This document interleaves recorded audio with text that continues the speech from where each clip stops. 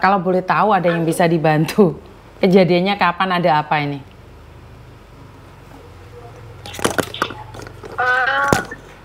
Ulangi lagi, Mbak. Oke, saya barusan lihat SMS-nya sampean. Ada yang bisa dibantu? Iya, itu kan saya tuh punya cerita menarik. Oke, punya cerita menarik. Tapi hati-hati, jangan pernah. Sebentar, Mbak. Di podcastnya Uya Kuya itu. Sebentar. Jangan pernah menyebut nama siapapun, termasuk namamu sendiri, karena saya tidak ingin setelah viral kalian minta take down. Di podcastnya Uya Kuya maksudnya gimana? Ya, karena kasusnya itu seperti banyak podcastnya di Uya Kuya ya. Saya itu dulu kerja di Hong Kong. Terus di dalam grup WA tentang UKM itu ada orang yang ngajak saya nikah gitu. Setelah itu saya sih nggak percaya aja semula itu. Setelah itu saya nyuruh sama keluarga saya 5 orang untuk menyelidiki tentang dia. Tapi 5 orang itu tidak ada satupun yang mau. Akhirnya ya udah, kalau memang mungkin ini takdir saya, ya udah saya terima gitu. Dia itu pengusaha supermarket yang bangkrut. Supermarket terbesar se-Gunung Kidul Jakarta. Nah, dia itu nangis-nangis, ngemis-ngemis gitu. Cerita kebangkrutannya, cerita tentang istrinya yang selingkuh, terus minta bantuan modal gitu. Akhirnya aku kirimi sertifikat tanah gitu kan ke dia. Akhirnya aku kirim uang ke dia karena ada sertifikat tanah. Nah, setelah finish kontrak, aku pulang ke Indonesia dan nikah sama dia. Ternyata juga lama sekali, itu udah 1,5 tahun baru aku tahu kalau dia itu punya menjalani pernikahan poligami. Yang pertama istri yang di Jakarta itu, dari Jakarta sampai saat ini ada. Yang kedua itu temen dia SMA. Nah, yang istri kedua itu menceraikan dia akhirnya dengan surat cerai itu dipakai untuk merayu para janda, dan dia mengakui bahwa istri yang pertama dia yang Jakarta itu diakui sebagai pembantu. Dan itu korbannya itu ada 13 perempuan, dan saya itu korban yang ke-7. Terlepas dia itu S1, S2, S3 itu ada korban-korban dia itu. Terus? Nah, karena saya itu dulu kan juga dia nangis-nangis, ngemis-ngemis, minta bantuan permodalan dengan jaminan sertifikat itu. Akhirnya kan ya saya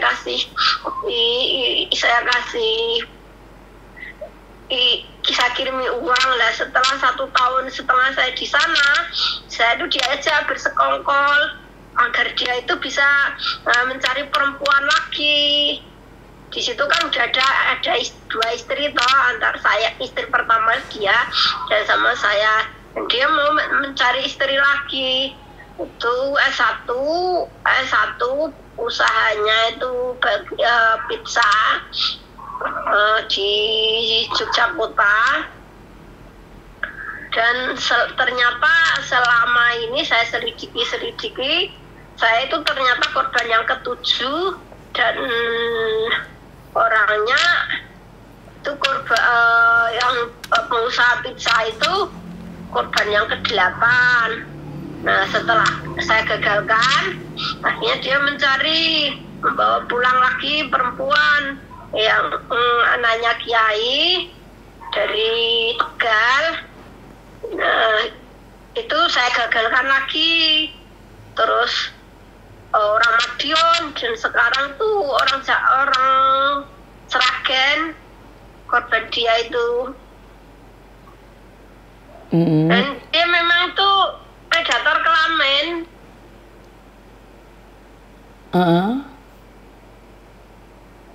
Nah makanya karena kita itu menarik, maka saya tuh pengen menjadi narsumnya di podcastnya Uya Kuya. Oke.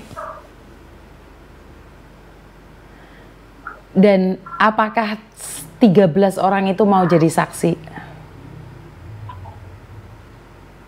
Ya, maulah. Oke. Jika jenengan nggak keberatan, boleh nggak kita berbicara dulu sebelum saya kasihkan ke Uya Kuya? Karena saya juga harus melalui adminnya Uya Kuya. Jadi sekali lagi, kalau ingin podcast di tempatnya Uya Kuya itu sebenarnya kalian bisa menghubungi Uya Kuya sendiri. Nggak perlu lewat saya, langsung cari Uya Kuya. Tapi kalau lewat saya, otomatis saya harus ada data valid dulu. Karena Uya Kuya akan nanya sama saya. Kejadiannya seperti apa dan seperti apa, bagaimana, perlu diangkat atau tidak. Makanya saya nanya sama sampean, 13 orang itu bisa jadi saksi nggak? Terus kalau mereka sudah bersaksi, apa maunya sampean sekarang? Apa yang sampean mau? Selain podcast di tempatnya Uya Kuya, tujuannya sampean apa nih? Kan saya di situ mendapatkan sertifikat tanah toh. Nah, ternyata sertifikat tanah itu oleh teman saya itu dicuri, digadekan untuk belum saya balik nama, itu dicuri sama teman saya sendiri, dipakai untuk Mbak Henfrimu jangan dekat-dekat sayang. Jaminan utang pada PT Mbak Henfrimu jangan dekat-dekat, Mbak Henfrimu jangan dekat-dekat. Oke. Ya. Jadi intinya kamu itu mau melaporkan apa? Saya itu pengen dibantu sama Uya Kuya, itu sertifikat saya kembali gitu. Kalau kasus ini viral itu Budi bosnya PT Linus itu kan kalau toh sebagai bos yang punya 200 karyawan, kalau menyita sertifikat saya yang belum saya balik nama disita oleh dia. Ceritanya sertifikat itu kan teman saya namanya Pogo, Andre Pogo itu kan dulu nyuri ulangnya Budi di Petrokimia Gresik, jumlahnya 112 juta, surat-suratnya ada kok. Terus tanpa sepengetahuan Budi itu dia itu mencairkan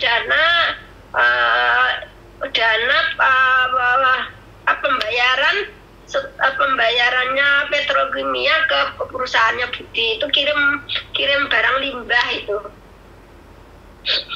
Terus sama si Pogo itu mungkin untuk nyauri utang dia gitu lah.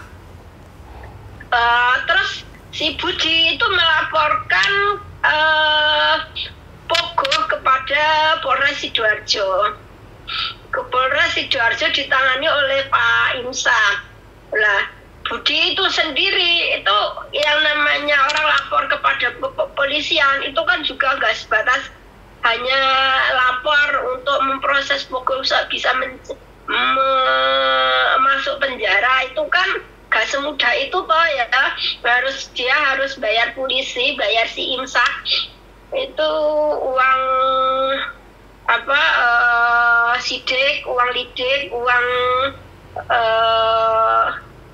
gelar perkara, sidang dan lain sebagainya, itu kan harus dibayar Budi, tapi Budi itu nggak bayar.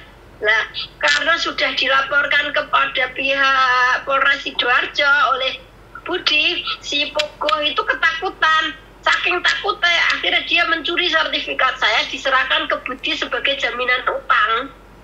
Gitu. Nah, akhirnya saya laporan balik kepada pihak kepolisian, kepada pihak kepolisian. Nah, akhirnya karena saya juga nggak ada duit buat bayar biaya sidik-lidik penyidikan dan gelar perkara. Akhirnya sampai sekarang sertifikat itu dipegang oleh Budi gitu. Sebentar. Bagaimana saya harus menceritakan sama Uya-Kuya apa yang terjadi sama sampean nih? Saya nggak dapat poinnya, Mas Yan. Ya, pertama ya yang diceritakan kepada Uya-Kuya, saya sebagai TKI Hongkong yang ditipu oleh seorang yang bernama Wardoyo yang ngaku sebagai janda, yang ngaku sebagai duda, dan ternyata dia pernah menjalani pernikahan poligami. Istri yang kedua menceraikan dia. Dengan adanya istri kedua menceraikan dia memiliki surat akta cerai dari pengadilan agama, dan itu dipakai untuk ngerayu janda-janda di seluruh melalui Facebook, melalui WA. Pokoknya dia bikin grup canda-canda itu kepada para janda dan duda gitu. Nah, itu kalau yang banyak respon, yang pintar nanti langsung di inbox diajak kawin gitu. Dan dia sama modus operandinya, istri pertama diakui sebagai pembantu, dan istri pertama dia selalu memperbolehkan suaminya menjadi lonte gitu, malah didorong untuk mencari korban-korban berikutnya. Oke. Itu yang poin pertama, dan salah satunya korbannya adalah saya. Terus yang kedua, yang masalah itu sertifikat saya yang dipegang, yang dicuri Pogo, dipakai untuk jaminan utangnya Pogo. Oke. Kalau boleh tahu nih, sampean orang mana? Saya orang Tuban, Jawa Timur. Jenengan umur berapa? Saya umur 50 saat ini. Saat kejadian itu umur berapa? Saat kejadian itu saya umur 48. 2 tahun yang lalu. Oke. Iya. Di kejadian suami sampean tadi sudah menceritakan bahwa ada 13 perempuan yang ditipu, benar tidak? Iya. Apakah 13 perempuan itu mau menjadi saksi? Kalau yang sebelum saya nggak tahu. Yang saya tahu itu Bu Ratna. Bu Ratna itu sebagai Kanwil Kepala Dinas Perdagangan dan UKM yang membawa di Yogyakarta, yang membawa 5 kabupaten di Yogyakarta. Terus itu Bu Ratna, saya tahu nomor HP-nya, dan saya juga Bu Ratna itu kena tipu 200 juta itu. Oke, pertanyaan saya tidak ingin tahu dulu siapa nama-nama yang ditipu. Pertanyaan saya. Yang berikutnya itu Bu Nurul. Bu Nurul itu yang terapi, yang punya keahlian terapi pijat, terapi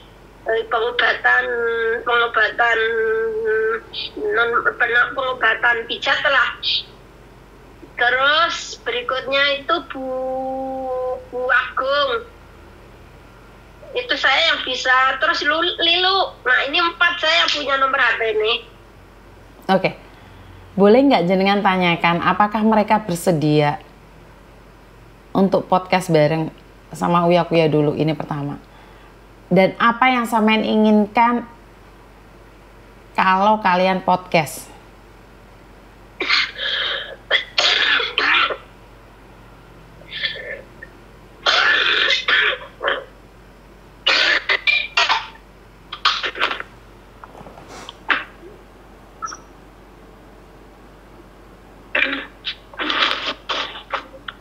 Saya belum bisa memastikan apakah mereka mau bareng-bareng podcast. Saya belum tahu. Soalnya Bu Ratna itu kan mentang-mentang pejabat tinggi, dia itu malu kalau harga dirinya itu melakukan sebuah kesalahan, harga dirinya tersebar kejelekannya gitu. Dan sampean kenapa menyebut namanya nih? Saya sudah bilang tadi bahwa Miss Yuni lagi live ini secara langsung dan tidak langsung masuk di YouTube sama di Facebook. Dan pertanyaan saya satu hal, apa yang harus saya sampaikan sama Mas Uya nih? Sementara sampean sendiri tidak mengetahui bahwa korban-korban yang lain itu akan berbicara atau enggak. Benar nggak? Ya karena belum ada, baru kali ini, maksudnya kan dikoordinasi dulu. Sampai mau enggak kalau saya mau podcast ke Uya masalah, terus sampai mau enggak bersama saya podcast di Uya mau saya kan belum tahu, jadi kan hal macam kayak gitu perlu koordinasi toh. Lah iya, sebelum podcast sama Uya kan harusnya jenengan koordinasi dulu. Bener nggak? Lah kalau sudah ngomong sama Uya belum koordinasi, saya Mbak yang dimarahin orang, Mbak. Kecuali sampean sendiri yang langsung connect sama Uya nggak melalui saya nih. Sampean kalau kayak gitu ya udah nggak apa-apa, cari Uya langsung aja. Kalau lewat saya itu harus detail karena saya penyampaiannya detail. Karena kalau nggak detail mereka nanya saya ngangong nggak tahu apa-apa, kan lucu. Bener nggak? Jadi saya ini masih bingung sampean itu melaporkan. Yang bulia yang S3 itu, yang pendidikannya S3 itu apa, dia anggota DPRD. Mbak, jangan menyebutkan nama orang, Mbak. Mbak, jangan. Mbak, itu juga nggak bisa dihubungi. Mbak, nggak mau apa namanya itu cemar, kalau dia pernah menjadi tercemar di depan publik. Ngerti? Jangan menyebut nama orang, Mbak. Mbak, jangan pernah menyebut nama orang, Mbak. Karena kalau sampean bisa disomasi sama orang.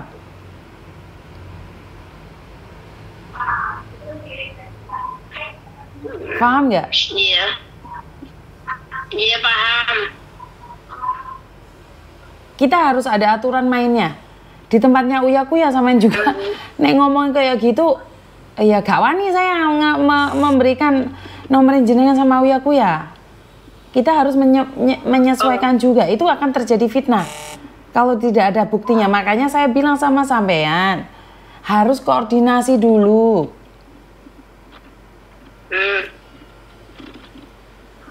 Bisa difahami? Yang jelas itu kalau podcast bareng itu yang bisa diajak itu kemungkinan Bu Nurul. Lainnya itu udah bisa karena apa? Karena malu.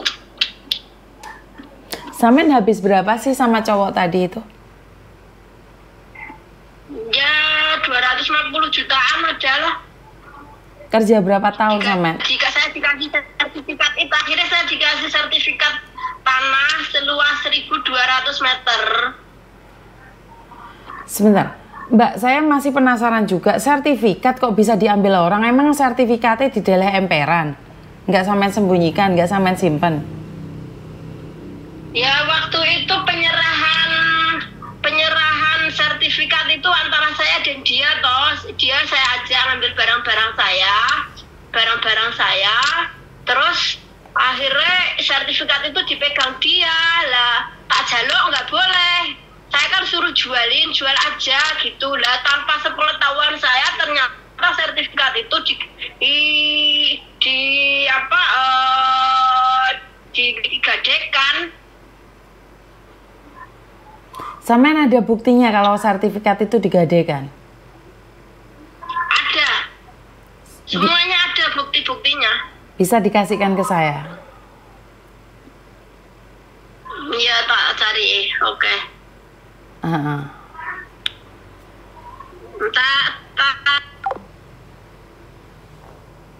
Oke. Saya minta maaf buat teman-teman karena kadang-kadang saya nggak connect ya dengan apa yang dibicarakan. Karena sekali lagi sudah menikah 2 tahun, 1 tahun setengah lebih, dan uangnya sudah habis 250 juta. Ternyata istri pertama, menurut cerita dia ya, istri pertama itu adalah juga yang sengaja untuk mengeret. Sebenarnya saya ingin menanganinya, saya ingin membantunya, tapi saya masih dalam keadaan bingung nih. Yang ingin diselesaikan tuh apanya? Kan dia nikah beneran nih. dia kan nikah beneran. Dan seperti yang saya katakan bahwa saya itu minta bantuan Bang Martin itu kalau duduk perkaranya itu ada lebih dari 10 orang, itu gratis. Makanya kan sekalian kasusnya dijadikan satu, tapi kalau satu persatu saya itu minta tolong sama orang, Mbak. Jadi saya itu minta tolong sama orang, otomatis kan saya harus meminta dan menjelaskan dulu dengan detail sebelum saya menceritakan pada orang-orang yang saya maksud. Benar nggak? Jadi saya itu harus bagaimana dan seperti apa gitu loh. Kalau kalian menceritakannya aja nggak jelas, terus bagaimana saya bisa menjelaskan pada orang lain? Jadi sekali lagi buat teman-teman, kalau kalian menginginkan saya jadi perantara saja ke Uya-Kuya, ya sampean cari sendiri, karena saya tidak ingin ada kesalahpahaman antara saya dan Mas Uya-Kuya. Karena kita adalah sahabat, saya tidak ingin tiba-tiba ujuk-ujuk nomornya dia privat aja saya nggak bisa ngasihkan, Mbak. Benar nggak? Jadi saya itu nggak bisa ngasihkan.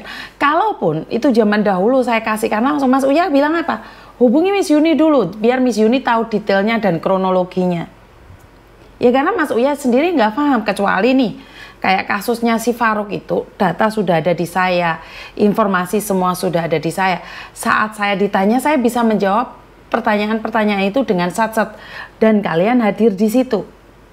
Otomatis Mas Uya-Kuya, Pak Martin, Inang, itu sudah tahu style saya menjelaskannya secara detail sebelum podcast.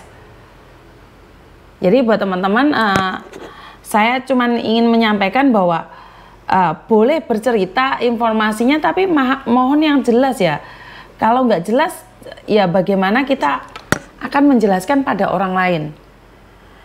Jadi aku mumet ngrungokne ya wes, gagal fokus mis ngoweyelan wonge. Maaf mis, saya ikut ketawa, ya boleh. Dan seperti dugaan kalian semua bahwa ibunya sudah berumur 50 tahunan. Ya, tidak ada yang salah dengan umur ya, karena umur hanyalah sebuah angka, cinta itu sudah wajar. Tapi menjadi tidak wajar saat uangmu hanya diambil dan laki-lakinya masih muda sekali ya. Saya melihat fotonya, saya tidak bisa menyebarkan fotonya ya. Jadi saya lihat fotonya itu si cowoknya itu masih muda sekali gitu loh. Sama ibunya sudah dikirimkan foto-fotonya. Jadi masih muda sekali, predator kelamin, lelaki kelamin. Oh ini saya nggak tahu maksudnya seperti apa. Jadi si cowoknya itu masih sangat muda sekali. Cowoknya itu masih sangat muda sekali, makanya saya jadi bingung. Nah itu perjanjiannya seperti apa dan bagaimana? Halo? Lah itu cuman perjanjian gitu loh Bu, nggak ada apa-apanya. Laporan polisinya mana? Sampean katanya sudah laporan polisi.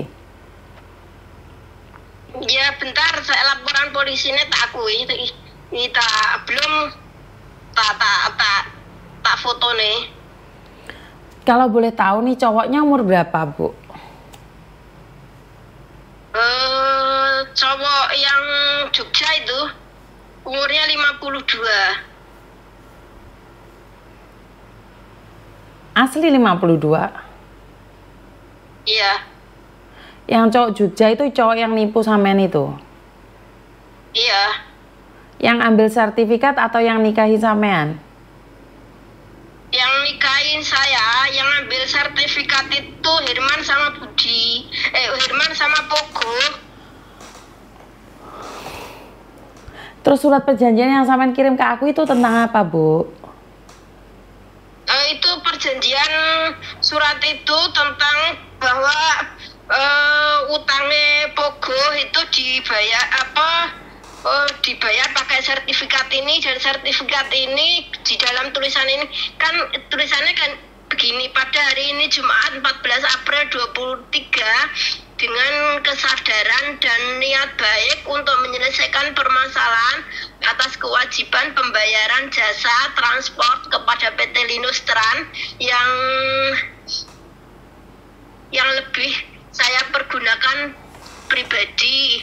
Saya saya akan menyerahkan atau menitipkan satu sertifikat hamile dengan nomor sekian atas nama Bapak Atmo Winarso yang telah dipinjamkan oleh Bapak Herman kepada saya sebagai titipan dan jaminan penyelesaian masalah saya dengan PT Linus Trans. Dengan ini saya memberikan jaminan bahwa sertifikat tersebut adalah bebas dari sengketa dan dari permasalahan apapun, serta membebaskan menerima dari tuntutan apapun